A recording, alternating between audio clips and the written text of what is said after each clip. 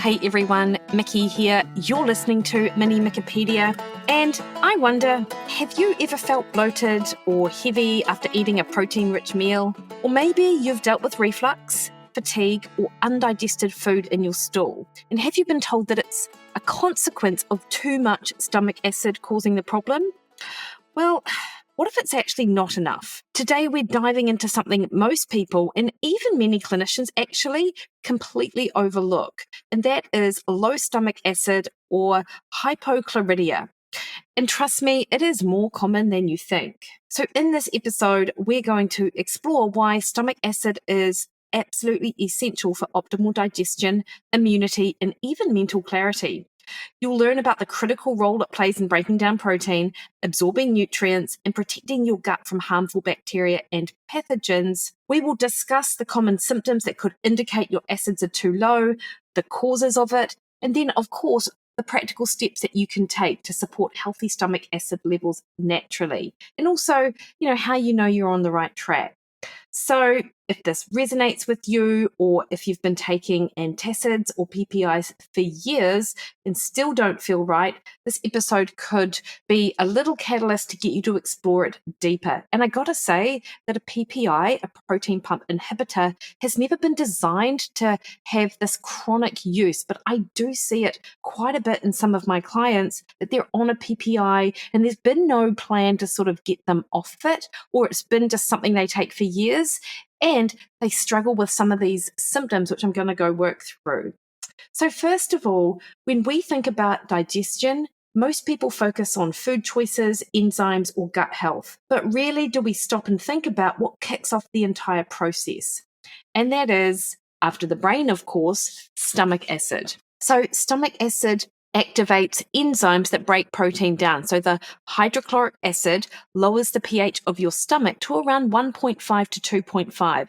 And this is an acidic environment required to activate pepsin, which is a key enzyme that digests protein. Without enough acid, protein doesn't break down properly, which can lead to bloating, fermentation, and discomfort further down the digestive tract. So think about HCl like the ignition in your digestive enzyme. Without it, everything would stall. It's essential for nutrient absorption, like B12, requires the acid to separate it from the protein in food. Iron converts dietary iron into its absorbable form. Zinc, magnesium, and calcium all need an acidic environment to be optimally absorbed. So lower stomach acid does have downstream effects such as vitamin and mineral deficiencies, which can influence fatigue, poor immunity, poor wound healing, brittle hair and nails. And your stomach acid is like a natural disinfection. It neutralizes bacteria, fungi, and parasites in food. And without it, you're more vulnerable to infections, food poisoning, and potentially small intestinal bacterial overgrowth, SIBO. And stomach acid signals the pancreas and gallbladder to release enzymes and bile into the small intestine. So if that signal is weak, you may struggle to digest fats and carbs properly too, not just protein. So when acid levels are low, it's like this domino effect. Everything else in digestion starts to break down. And some practitioners call stomach acid the acid switch of the digestive system, because when it's flipped on, everything flows. But when it's off, you're basically running on digestive low power mode. So if you're experiencing symptoms like reflux, don't assume it's too much acid, which a lot of people do. Let's dig into the full list of signs that might point to low stomach acid being the real issue. Bloating or feeling overly full after protein-rich meals. This is a common symptom, as insufficient acid hampers protein digestion, leading to bloating. Burping or gas shortly after meals. Reduced acid can cause improper digestion, resulting in exactly that. While acid reflux and heartburn is often associated with excess acid, these symptoms can arise from low acids causing food to ferment and increase intra-abdominal pressure. And also, when the food is fermenting in the gut, it will push up whatever acid there is into the esophagus. So that burning feeling you get is very real, but the reason for it is different. It's not too much acid, it's because there's too little. Undigested food in the stool, because inadequate acid impairs digestion. So it leads to these undigested food particles. Difficulty digesting protein due to low stomach acid can cause nausea post-meat consumption. Low stomach acid can hinder absorption of B12 and iron, as I mentioned, causing fatigue and subsequent deficiency symptoms. Deficiencies in nutrients like iron and zinc resulting from low acid can affect hair and nail health. Infrequent infections can also be a problem because hydrochloric acid is that defense mechanism I just talked about earlier. Bad breath. So due to undigested food fermenting in the stomach and bacterial overgrowth, you can have halitosis. That heavy feeling that food sits in your stomach. Bloating can be lower down, so not just upper stomach. And this relates to that fermentation further along the digestive tract. Undigested food proteins can trigger an immune response. Poor breakdown might contribute to developing food sensitivities. Fungal overgrowth because of that less acidic environment in the stomach. Poor absorption of micronutrients like B12, iron, magnesium, and zinc can affect cognitive and physical energy, leading to chronic fatigue or brain fog. Skin issues. There is some evidence that poor digestion can trigger systemic inflammation and affect the gut-skin axis. This is more clinical, but some people report that reflux resolves after using betaine HCl, which strongly indicates that reflux was caused by low and not high stomach acid. Betaine HCl is like a digestive more supplement that you can take with meals. You also have this increased risk of that SIBO because that HCl that normally suppresses bacterial overgrowth from the lower GI tract is compromised. And let me also now go back to the idea that reflux is a sign of low stomach acid, because I know that this confuses people. Because I know that you may have been told you have too much stomach acid because you get reflux. And yes, that is absolutely true in some cases, but it's not always true. Burning in the chest, reflux, or indigestion can cause you to go to your doctor or reach for over-the-counter meds like omeprazole, PPIs, or antacids. And these medications often do relieve the symptoms because they lower the acidity of the stomach contents. So it burns less when it comes back up. But as I said, when the acid is too low, food sits in the stomach longer than it should. This causes fermentation and gas, which increases pressure in the stomach. And this pressure can force the lower esophageal sphincter to open, sending stomach contents upwards, acid included. So it's not that you have too much acid, you may have just enough, but in the wrong place. And how do you know the difference? And the reality is there are no at-home blood tests or anything that you can do, but there are some clues. So does your reflux happen after high-protein meals? Do you feel bloated or gassy shortly after eating? Do you feel better with apple cider vinegar or lemon water before a meal? Because that can indicate low stomach acid. And did your reflux improve with a PPI, but now you've noticed other issues like fatigue, poor digestion, or food sensitivities? So that can point to a deeper problem that is being masked. So some practitioners even use that betaine HCl challenge test to determine if low acid is an issue. And if the HCl does improve the symptoms, it is a pretty strong clue. What I will just say is this is best done under the guidance of a health professional, a naturopath, nutritionist, dietitian who really work in these areas, functional doctor. And I wouldn't necessarily suggest you just do this yourself, albeit if you try it at home, there's a pretty good indicator to tell you whether or not it is going to be helpful.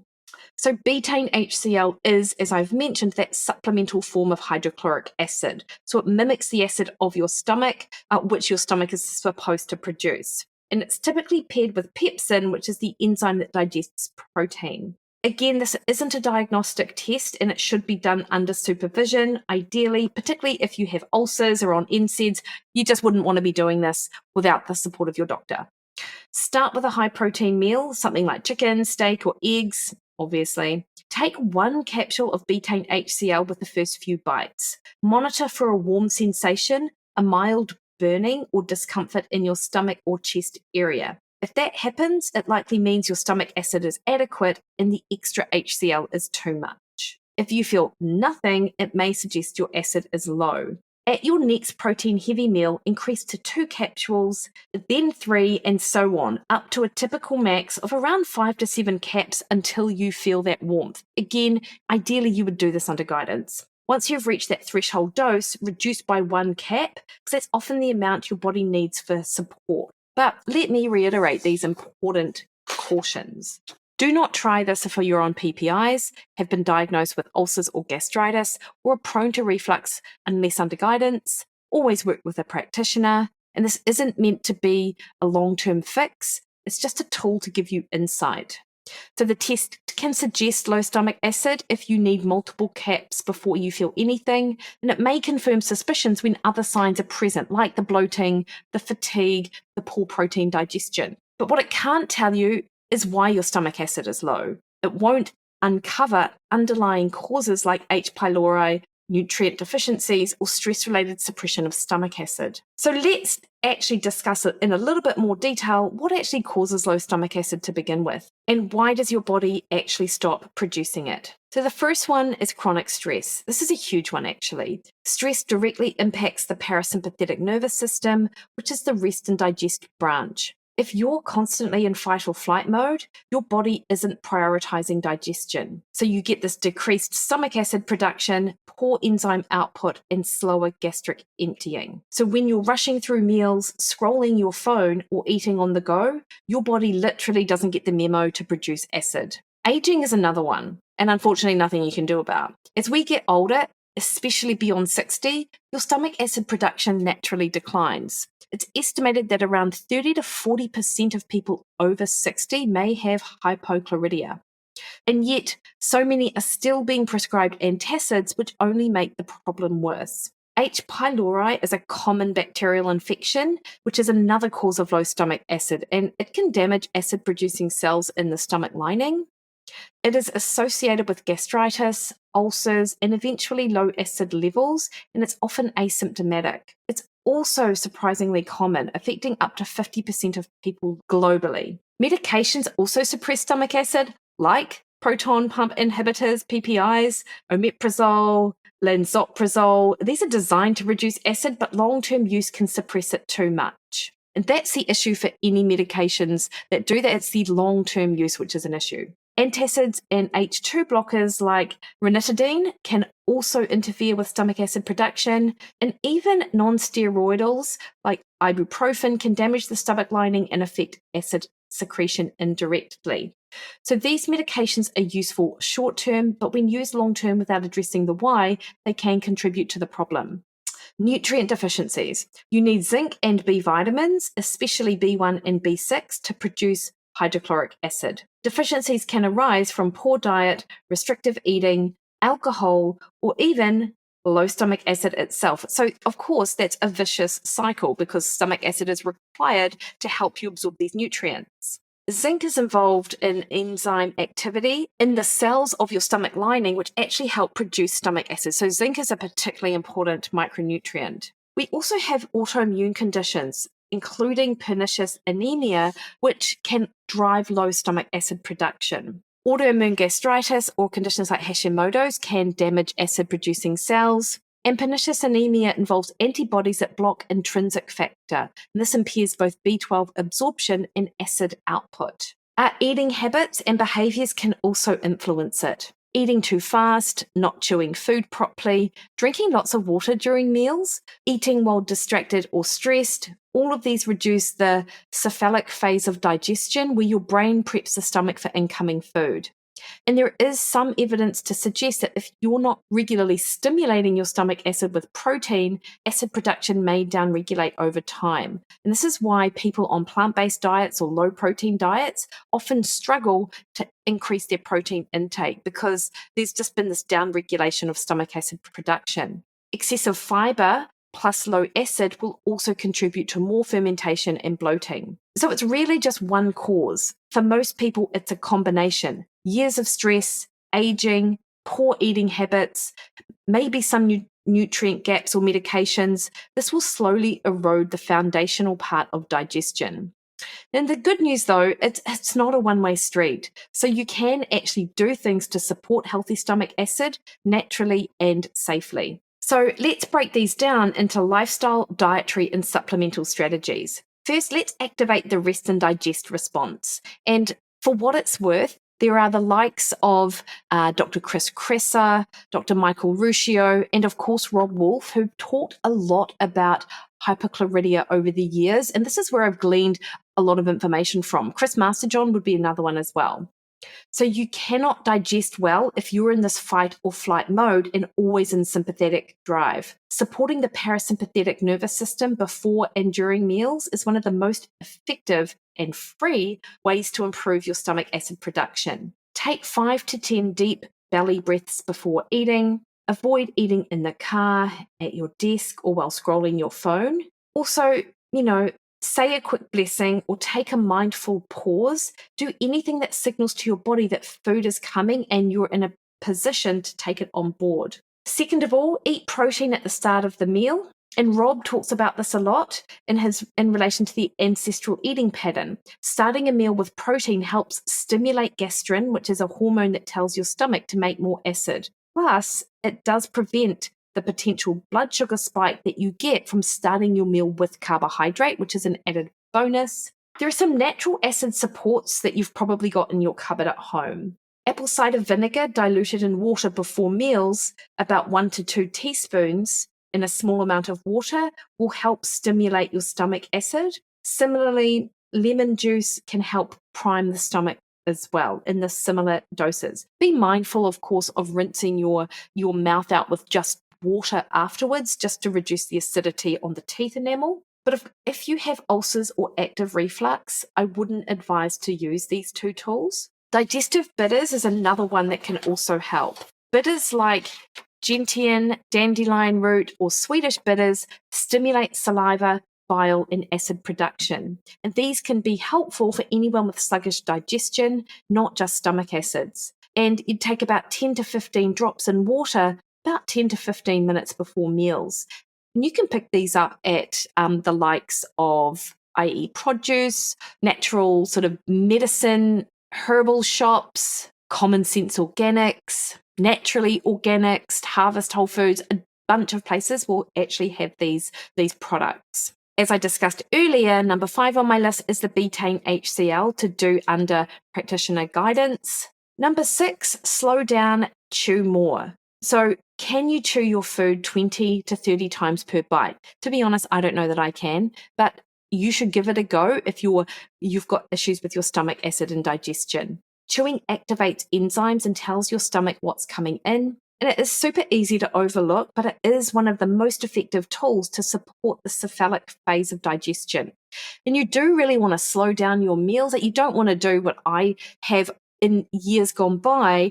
I've sort of shoveled my food in and had to swallow because I'm too fast at putting my fork up to my mouth. And so I haven't even finished chewing, but I see this incoming fork and I swallow, and it's only then that my brain goes, hang on, you didn't even chew that. So if you're anything like me, actually putting your cutlery down in between bites can be really helpful. Tip 7 is don't overhydrate with meals. So drinking lots of water, especially cold, some suggest it can dilute stomach acid and enzymes. And look, I've never seen research to support that, but it certainly does make it more likely that you sort of wash down your food and you haven't really chewed it properly. So aim to absolutely be hydrated through the day, but just keep fluids light around your mealtime. Number 8 is repleting nutrients that support acid production. So zinc is often depleted in those with long-term low acid or stress. B vitamins such as B1 and B6, especially for HCl production. You do want to be mindful though, you don't want too much B6, so sort of a maximum of 50 milligrams from any of your B vitamins you might be taking. Magnesium also supports enzyme function and gut motility. But of course, if we're thinking about food first, we're thinking about shellfish, meat, leafy greens, eggs, legumes, nuts, and seeds. Number 9 is addressing underlying issues like H. pylori. So don't just throw supplements at the problem. If H. pylori is present, it really should be treated, ideally confirmed via a stool antigen or breath testing. And then you work with a practitioner to eradicate the issue, like a really good naturopath or doctor. Also, let's think about supporting the gut holistically. And this is tip number 10. Low stomach acid often comes with SIBO, dysbiosis, or leaky gut. So you do want to focus on whole foods, removing those ultra-processed junk and rebuilding from the ground up. And this is where that practitioner support can be really helpful, because you sort of need to eliminate plus then heal the gut with some of the supplements I suggested, bone broth, collagen, maybe some MSM, maybe some curcumin to help dampen down inflammation. Low stomach acid doesn't just impair digestion, it does actually alter the entire ecosystem of the gut. And so that is why over time it does lead to some of those dysbiosis, leaky gut, SIBO issues I was just mentioning. And further suppression of stomach acid can also occur because of the chronic inflammation or bacterial byproducts, and there is an increase in gut permeability. So low acid isn't just a symptom, it can cause and sustain dysfunction throughout the entire gut. Now, interestingly, there are some genetic influences on acid production as well. So some people may have polymorphisms in genes involved in acid secretion, like ATP4A/B, which affects the parietal cell function of the gut. You will only know this if you've actually had a genetic test. It is not widely discussed in mainstream functional circles yet, but it is worth flagging for genetically curious or those doing those nutrigenomic testing. And let's not forget circadian disruption and acid secretion. So acid secretion is partially governed by body clock. Melatonin and cortisol both influence digestive secretions. And this is why people who are night owls, shift workers, or poor sleepers may have impaired stomach acid rhythms. So we really have to think about tying in overall sleep hygiene and light exposure, which are topics that we've already discussed in Mikkipedia, both in mini Mikkipedia episodes and, of course, in my interviews with Greg Potter. I think he was one of the very early ones, and Alex Bartle more recently. There is also the brain-gut axis and emotional suppression. Yes, we've talked about stress already, but there is this emotional aspect of digestion and a growing body of research of how suppressed emotion, trauma, or chronic tension can downregulate the vagal tone and hydrochloric acid output. There are somatic practices such as vagal nerve stimulation, like gargling, cold exposure, or singing, which may help. And I would definitely recommend, if you think you fall into this camp, to exploring this a little bit further. Menstrual cycle impacts. This is super interesting. So while it's not directly studied in HCl production, many women report more bloating or reflux around their luteal phase. Possibly this is due to a slower gut transit, maybe due to fluctuating progesterone. So what I would suggest that you do is to track symptoms in relation to cycle timing. And it could be that you need to pull out certain foods or really hone in on some of these strategies that I've been talking about to help assist digestion during that luteal phase. Number 6 is sodium intake, and chloride is part of hydrochloric acid, and many low sodium diets can impair acid because salt is sodium chloride. So have a think about that, your salt intake in relation to acid production. And then lab markers may suggest you have low stomach acid as well. So there are no direct HCl blood tests, but clues in your labs might be a low serum B12, low ferritin, elevated homocysteine, high MCH or MCV, low chloride. That's pretty rare, but it is possible. And these may be a helpful tool for you as a practitioner to help your clients sort of uncover some of these underlying issues. And then, you know what? These are just, if I think about the way that we sort of eat these days, long-term plant-based eating without supplementation, excessive chewing gum, which increases saliva and dilutes acid, chronic antacid use starting in childhood. And I know there are probably many children, people who are a whole lot younger, where it's much more prolific to sort of give across sort of medications. And then bariatric or stomach surgery, which limits the absorption of certain nutrients. So the key takeaway here is that low stomach acid isn't just about fixing your digestion. It's about restoring a foundational part of your entire metabolic health.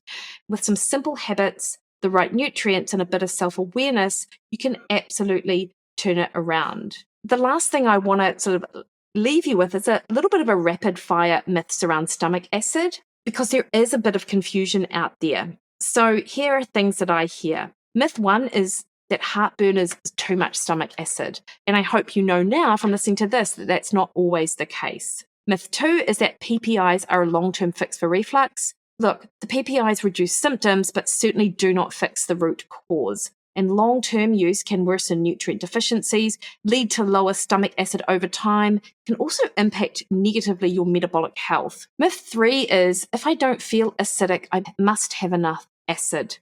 Many people with low stomach acid don't feel anything unusual until they try to digest a steak and end up feeling bloated, fatigued, or foggy. Low acid can absolutely fly under the radar for years. Myth 4, reflux is a disease, not a lifestyle issue. Hey, stress, eating habits, nutrient gaps, and infections like H. pylori all play a role in acid production and reflux. It's often a functional issue, but it's not a permanent defect. Myth 5, more acid is always better. Well, you want your acid just right, enough to break down food and signal downstream digestion, but not so much that you're damaging the gut lining or triggering symptoms. Let's work on restoring balance. Myth 6, it's dangerous to supplement with HCl. When done carefully with practitioner guidance, betaine HCl is one of the most effective tools for storing healthy stomach function. The real danger is ignoring the problem for years. So, stomach acid is absolutely essential for digestion, nutrient absorption, and immune defense. Symptoms like bloating, reflux, fatigue, and undigested food may not mean too much acid but not enough. Common causes include stress, aging, medications, nutrient deficiencies, and infections like H. pylori. You can absolutely support your digestion naturally by slowing down before meals, chewing well, eating protein first, using apple cider vinegar or digestive bitters, and, if appropriate, trialing betaine HCl with professional guidance. And finally, more acid isn't always bad, and long-term suppression of acid often leads to even more problems down the line. So if you've been struggling with digestion fatigue or other sort of symptoms that I've mentioned and haven't really gotten to the root cause, have a look at your digestion and have a look at your stomach acid. All right, team. So hopefully that was insightful for you. Let me know. You'll find me on Facebook at Mikki Williden Nutrition, on Threads, Twitter, and Instagram at Mikki Williden, or head to my website, MikkiWilliden.com. And I've got that vegetarian webinar coming up. You absolutely, if you're a vegetarian, want to tune into that because this is a topic which we will absolutely discuss. All right, team, have the best week. See ya.